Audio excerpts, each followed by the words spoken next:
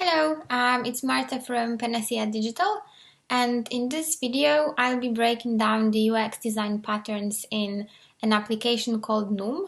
So this is a weight loss app which is very focused on behavior change techniques.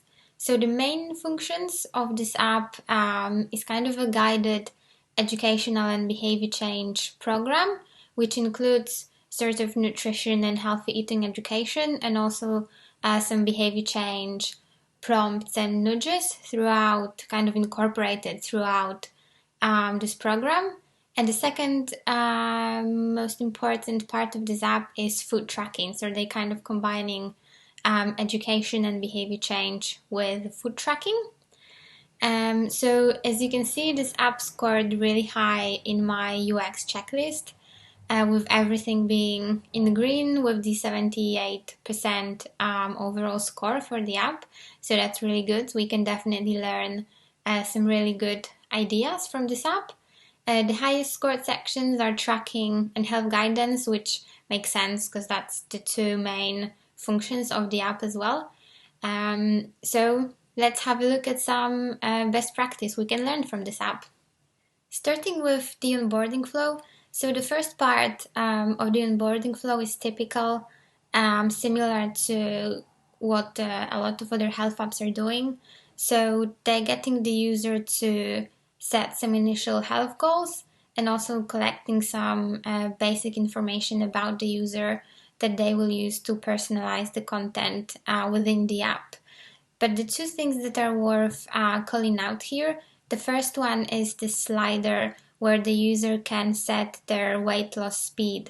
So basically I can decide the pace, with what pace I want to go with during my weight loss journey. So I can say a very slow pace, this turtle pace, or this cheetah pace, which would be much faster pace.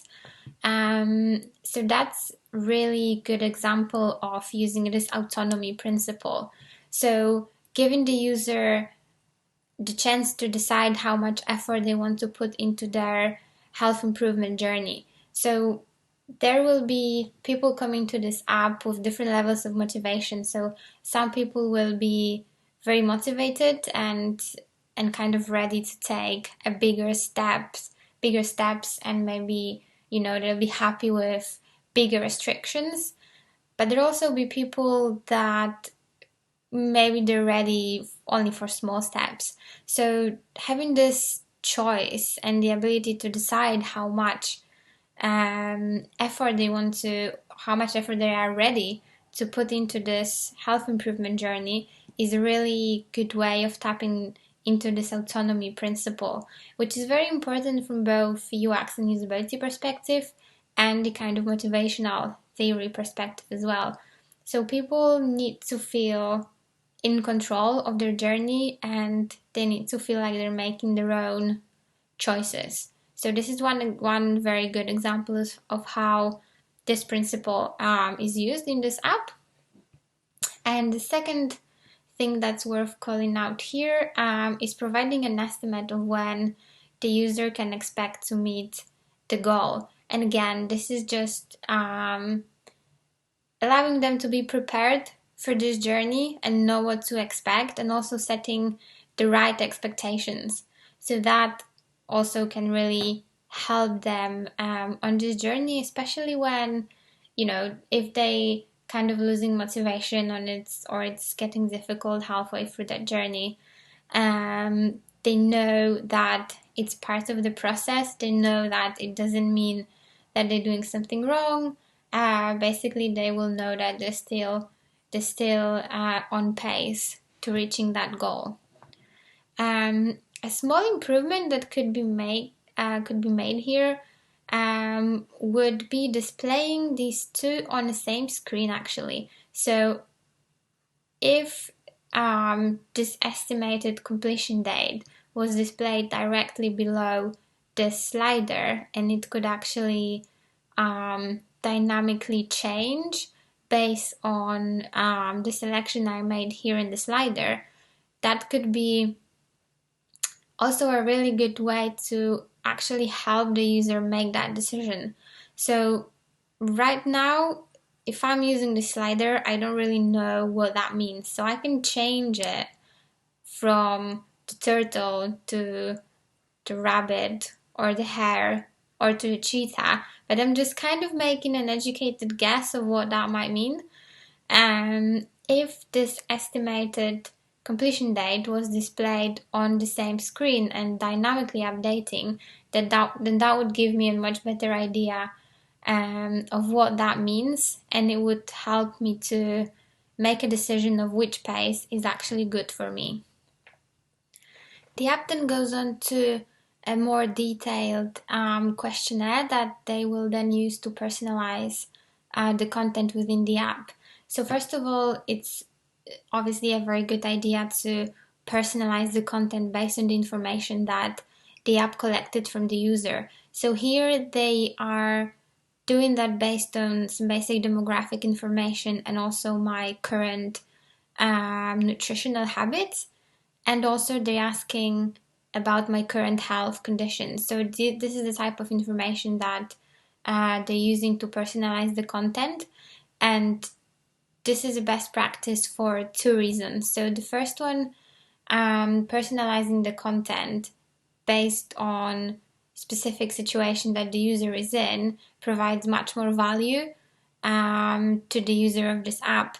So there is tons of content on weight loss and nutrition online, which is good and bad at the same time. So it's good that there's so much information available and anyone can really reach it very easily. But at the same time, what that means is that it's becoming very difficult for people to do that research on their own, sifting through tons of weight loss articles online and having to judge which of them are relevant, which of them are credible, is actually a lot of work for people. So where apps can bring the most added value is doing the hard work for the user and personalizing the recommendations for that specific user based on the information that you have for them, so they don't have to do that hard work to see what's relevant, what's not relevant on their own. And then the second reason is obviously for health apps. It's very important to make sure you're not creating any health risks for people. So asking about their current conditions and trying to understand whether any specific strategies or recommendations could pose any health risk, and personalizing the content that way is also a very good idea. And then the other thing that they're doing really well here is just explaining to me why they're asking for this information. So there's always a balance between how much information you collect from the user in order to personalize the content and how much effort you're asking them to do while you're asking for that information. So filling in forms is also a lot of work. So the user does need to understand what's in it for them. So how are they going to benefit from going through? I think there's actually quite a lot of questions in this onboarding flow. Maybe there's 40 or 50 questions in total. So that is quite a lot of work for the user to answer all these questions. So it is very good that they're actually explaining to me why they're asking for these questions, so I can understand that, okay, there's actually benefit, which is the fact that the recommendations I will receive will be much more personalized. But it is important to explicitly state to the user what is the benefit and why would they actually go through the effort of answering those 40 or so questions. The other thing that's worth calling out in their onboarding flow is how they are starting to build trust and credibility.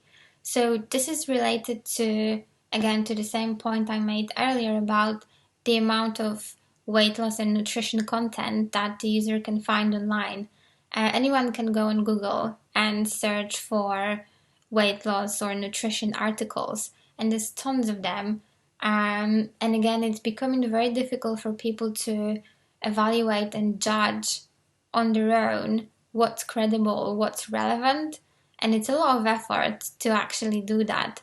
So the great thing about this app is that they're straight away in the onboarding flow, they're building that trust and credibility, and reassuring the user that the information and the recommendations that they're going to be providing in the app are coming from credible sources. So we can see they showcasing the doctors and psychologists that contributed to this app. So I know actually who created the app. I know that there's relevant and credible people behind the content that they will be recommending to me. The same with showcasing that they've been mentioned in scientific journals, and then again showing some numbers and some quotes from the existing users of the app, so that's more of a social proof type of technique. But all of this is contributing to building the trust and credibility, so the user doesn't need to do the work themselves to evaluate, okay, is this actually credible content? How do I know the recommendations you will be giving me are coming from credible sources? All of this is building trust and credibility. And also, if you want users to follow your advice and your recommendations, they do have to feel comfortable that they know it's coming from credible source. Something that a lot of applications are forgetting about is the fact that onboarding flow doesn't really end with the sign-up flow. It's very important to intentionally design what is that first action, first interaction that the user will take within the app. So once they signed up, once they landed in home screen, now what? It's extremely important that you do make an intentional decision of what you're going to prompt the user to do once they landed on the home screen. Because in a lot of the cases, when searching for a specific app or searching for solutions, people download 3 or 4 similar apps and they're going to try them once, and based on that one interaction, they're actually going to decide whether it feels like this app will meet my goals, or should I just delete it and move on and try something else. So it's very important that you carefully design that first interaction.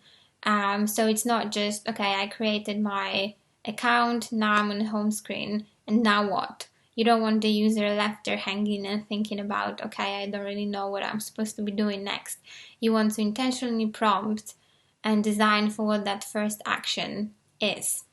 So what Noom application is doing in this scenario is they actually prompting me to do first bits of the guided course. So the first bit is actually set up your course.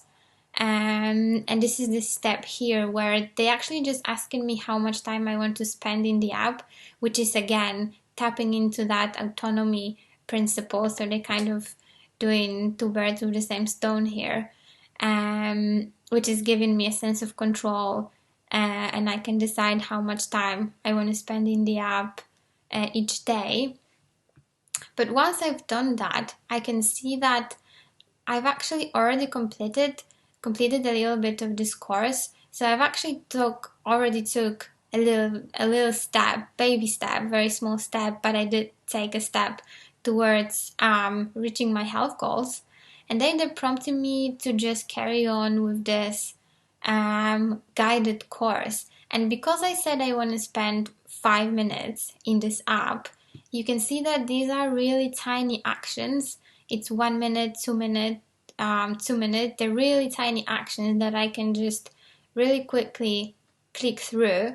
And then once I've done 5 minutes, which I decided I want to do 5 minutes, no more than 5 minutes, they're already giving me an accomplishment and already kind of congratulating for taking those first, even tiny steps toward reaching my goals.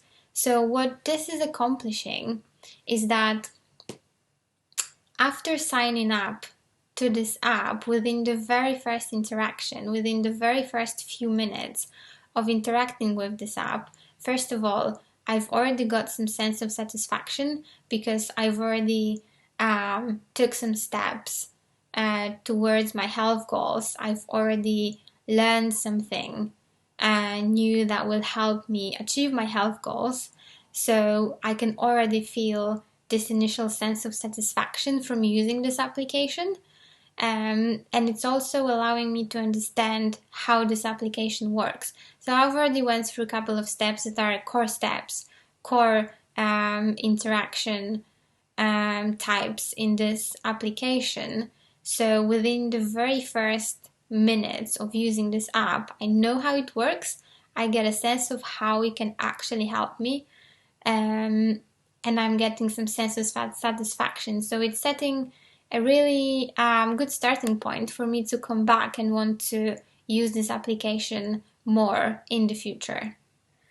Couple of comments about the design of the home screen in Noom application.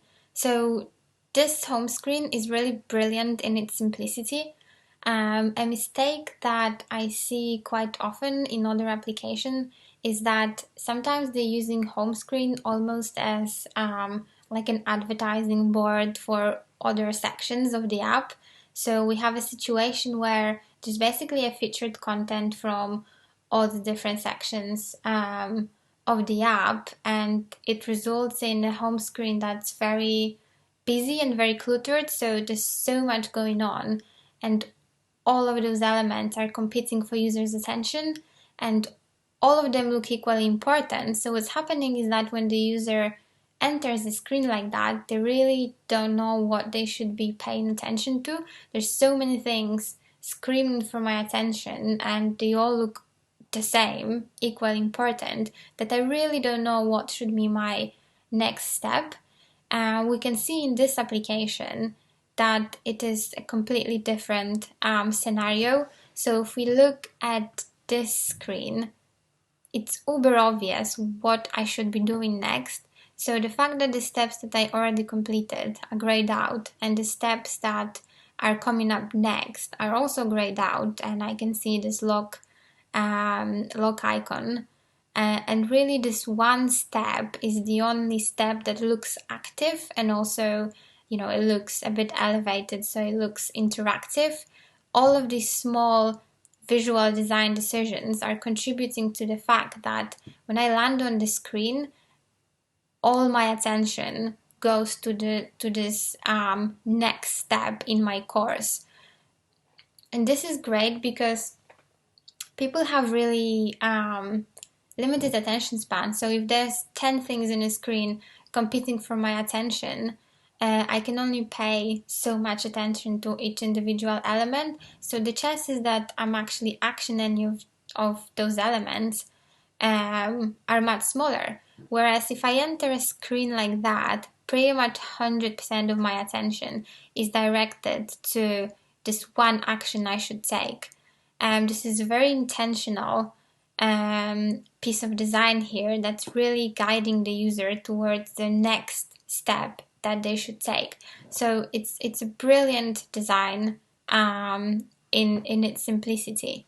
And then as you can see further down, if I scroll down, and this is actually also like further down in my course. So what they actually doing is at the very beginning of the course, they only prompting me to do just some education and some basic actions. And then as I'm going forward in my course, they're giving me more and more actions. So there's also this gradual kind of increase in the actions that they're asking me to do. But throughout the entire experience, the homepage is on really prompting me to do the things that are relevant for me today. And that's also emphasized by the fact that I have the days of the week on top. So really the design of this home screen is really just a to-do list for me today. So all the things that I need to do to move forward on my weight loss journey. So a big part of a lot of weight loss and nutrition apps is obviously food tracking. So in Noom application, we have a couple of UX design patterns that are worth calling out. So the first one is supporting education in context. So we can see here that if I'm tracking like cheddar cheese, for example, they're giving me kind of traffic light system for this particular food that I consumed. So we can see that I'm not only just tracking to indicate what I've been eating today, but while I'm doing that, I'm also learning. So it's this idea of providing education in context and giving instant feedback to the user. So from here, I can actually click this more button and see what does the color mean and nutritional facts, so I can learn more about why they actually saying that this food is probably not that healthy for me. And the second thing is using these really easy to estimate portion size guiding. So one of the very common pain point that came up in my user testing sessions whenever I tested food tracking apps is the fact that it's really difficult to estimate the portions. So in most of the applications, you have to enter like actual grams or like very specific measurements. And if you're cooking at home from scratch, it's actually quite difficult. I mean, you'd have to pull out your kitchen scales every single time and actually measure to know the exact grams or the very specific measurement that a lot of apps are using. So what Noom is doing is, apart from the detailed measurements in grams and that kind of measurement, they also give an user the kind of estimated measurements, so like bowls or cups or spoons.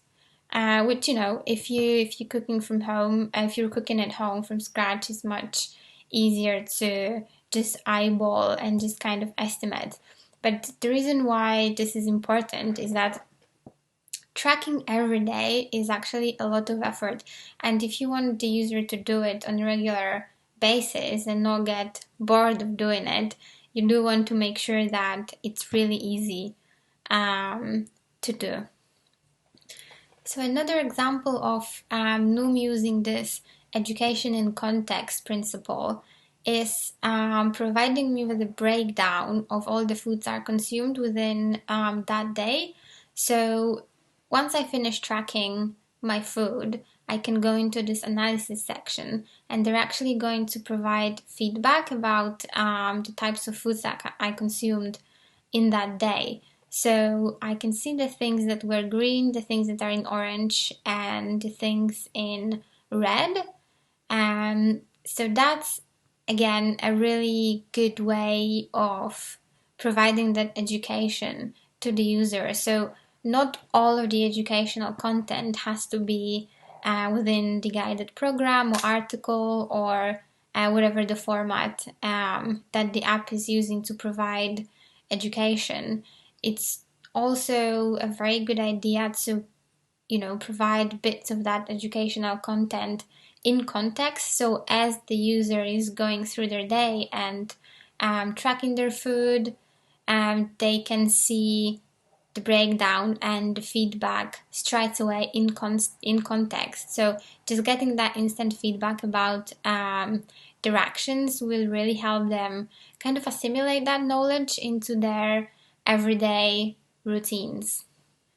Apart from like purely educational content, Noom app is also providing recipe inspiration, and they are actually showing some very interesting information here that most of the recipes you can find online or other recipe apps are probably not providing. So if we look at the recipe listing, for example, we can see that for each recipe they are giving me again this traffic light breakdown for how healthy the recipe is, and also they are showing me if it fits in my budget. So by budget they mean my calorie budget for the day.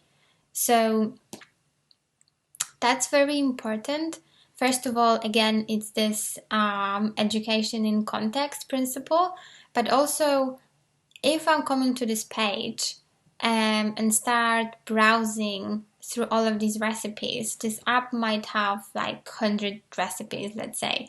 So as a user, if I'm just scrolling through this screen and there's tons and tons of recipes, I need some sort of point of reference to decide which of these recipes are actually interesting and which of them I want to explore further and see if I'd be interested actually preparing those recipes. So having this kind of interesting and helpful information, even on the recipe listing page, is really helping me decide and narrow down my search in terms of, okay, what do I want to look at in more detail. If we look at the actual recipe description page, here again we have this idea of education in context and the breakdown for how healthy this recipe is. And again, this is just helping the user make kind of get into a habit of making more helpful and healthy choices. So as they go in about maybe planning their grocery list or planning their meals for the week ahead, it is really helping them make those healthy decisions as they go about their normal routines and normal activities. Some other best practice examples in this app. For example, we can log this recipe into my tracking journal. So whenever the app is providing content that can be tracked in a journal, they should allow the user to very easily just log this recipe and just track this food. And this is about the fact that tracking your food every day is a lot of effort, and if you want the user to stick to the habit and continue doing it every day, you do want to make sure it's as easy as possible. So that's one way of kind of streamlining this process. And then the other good idea is just allowing users to bookmark their favorite content. And again, let's say if this application has 100 or 200 recipes, and the user found something that they really like, they don't want to go and browse for 100 recipes every time they want to come back to it. So whenever the app has a really big library of content, it is a good idea to provide the user a way to save their favorites or bookmark the favorites so they can easily find it later. The core part of the educational content and the behavior change content in this app is delivered through a guided program approach.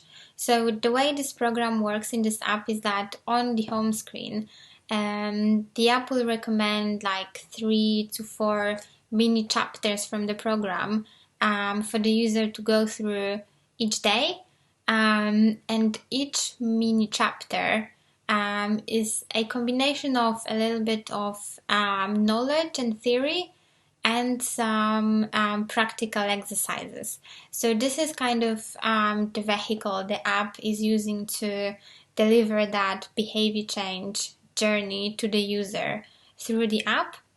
So as an example, one mini chapter, we have design your big picture. So this is one of the very first mini chapters or the very first steps that they are recommending to the user. I think this is even from day one from the program. So this one is obviously all about prompting the user to think about their own personal motivation for starting this behavior change journey. So what the app is doing here is tapping into the intrinsic motivation and prompting the user to think about their own personal why for starting this behavior change journey. And this is obviously very important because we know that without this intrinsic motivation, nothing will really happen. So if the user doesn't have their own motivation and their own reason for doing those changes. And if they don't actually want to do it, then obviously even the best application won't make any difference. They're just not going to follow through with the recommendations and the program. And this is how the application is taking the user on that behavior change journey through these mini chapters that they are recommending on the home screen every day. One of the principles the app is using in their guided program is combining theoretical education and practical exercises. So we can see that each mini chapter, apart from the theoretical explanations, they also include things like some mini exercises for users' personal reflections, quizzes within the mini chapters, and also within the app as a whole. Obviously, food tracking is another example of the kind of practical way they're prompting the user to use the knowledge that they gained through the courses. So this is really good for two reasons. And the first one is that it's a very good way of learning. So I'm not gaining just theoretical knowledge, but straight away the app is prompting me to actually use the knowledge I've gained in my actual daily routines. So we've seen before that they are really promoting that education in context, and whenever I'm tracking food or browsing recipes, they're always giving me the breakdown for how healthy the specific foods are.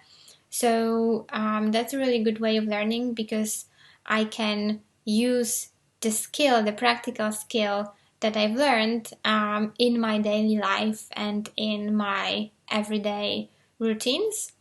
And also the second reason is that it's just making it more engaging for the user to go through those programs. So it's not just reading, so it's not like a lecture or an article, but there's some engaging exercises that are prompting me to test my knowledge and also use what I've learned to reflect on my own situation and my own scenarios. The other thing that's worth calling out in terms of how this application is presenting that behavior change content to people is just the visual presentation of it and how they're breaking down the content into those mini chapters. So the first best practice is really to divide the content into small bite-sized chunks. So in those mini chapters, we can see that all of them are like 1 minute, 2 minutes, 2 minutes. I think they all up to 3 minutes maximum. So the reason why this is really good is because when the user comes to this application and they open this home screen, the most difficult thing is to start, right? So if I can see that the first step is really just 1 minute long, it's very approachable, it's not scaring me off, it's not daunting, and I'm much more likely to actually start. But once I've completed 1 minute, or once I've completed 2 minutes, I can see that it was really easy, it wasn't difficult, I've learned something useful. I'm much more likely to actually just carry on and complete another 2 minutes. So that way, it's much more likely that we can take the users through all of those mini chapters than if we presented one big chapter. That would be like 15 minutes. That might be much more daunting and kind of scare users off. And then in terms of the actual visual presentation, there's a lot of written content in those mini chapters, but the way it is presenting, it's really easy to scan. And it's all like bullet points, checkboxes, very short paragraphs, and then they break it down into things like key takeaways or like do now. So presenting this in this really small chunks and using a lot of bullet points and easy step-by-step instructions, it just makes it much more digestible and much more approachable for the user to actually go through and then know exactly how to apply this information into their own scenario and their like everyday activities. So that's my summary of the UX best practices used in Noom application. I hope that was useful. If you're interested in getting my UX checklist that I used to score this app, check out my report, User Experience for Digital Health Apps. There you will find 70 UX design guidelines for digital health and well-being applications, and a checklist in an Excel spreadsheet that will automatically calculate the score for you, so you can check and evaluate your own health app and get research-based guidance for improvements you can make to make it more user-friendly and more engaging for your users. See you next time.